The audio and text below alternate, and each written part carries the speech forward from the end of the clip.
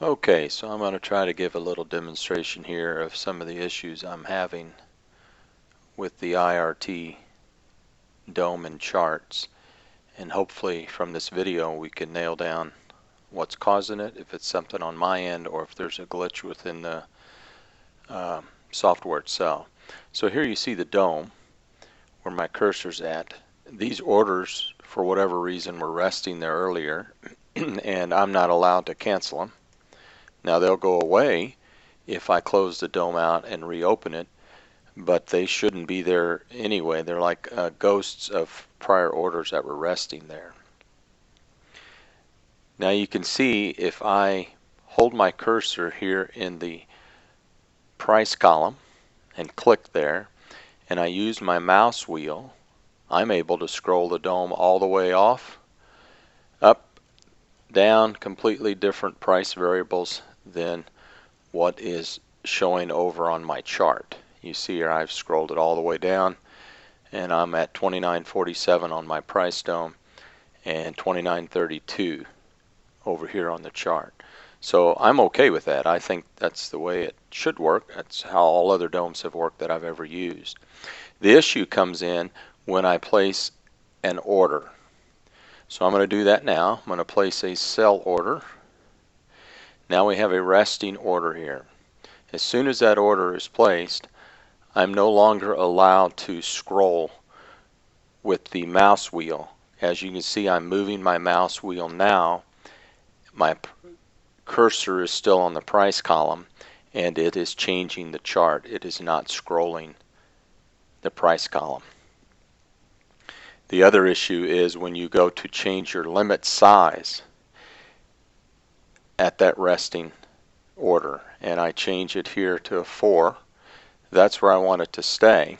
I click again on the price column and I want to scroll the price column maybe to put another resting limit way away from the market, let's say a buy limit down at 29.10. I can't scroll there because again I'll click on the price column, and when I do, notice it moves one click. The scroll wheel changed my limit order from a 4 to a 5, and then when I continue to scroll this mouse wheel, it'll scroll the chart again. I click the center column one more time, scroll my mouse wheel, it does one click, and then it scrolls the chart. So to me, and it also changed the order again. So to me, that's not the way the dome should function. So I will cancel this limit order. There are no resting limit orders on the dome. If I press the price column without the resting limit order there, now the mouse scroll wheel functions as it should on the price column of the dome. The other issue I've been having is if I click on this chart, the ES trigger chart,